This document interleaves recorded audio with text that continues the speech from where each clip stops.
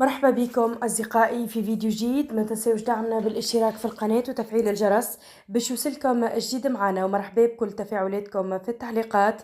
قال المتحدث باسم المحكمة الابتدائية بتونس محمد زيتونة لموزايك أن النيابة العمومية أذنت بفتح بحث بناء على توفر معلومات جدية بشأن انخراط كل من مراد زغيدي وبرهان بسيس خلال مباشرتهما للعمل في إذاعات وقنوات تلفزية في ارتكاب أفعال تنضوي تحت طائلة ومقتضيات قانون غسيل الأموال، والتي هي مرتبطة بمصادر تمويلهما والتوظيف والإدارة ومآلات تلك الأموال، مع وجود شبهات جدية بخصوص الإثراء غير المشروع وشبهات امتلاكهما لحصص مساهمة وملكية في شركات بطريقة غير قانونية.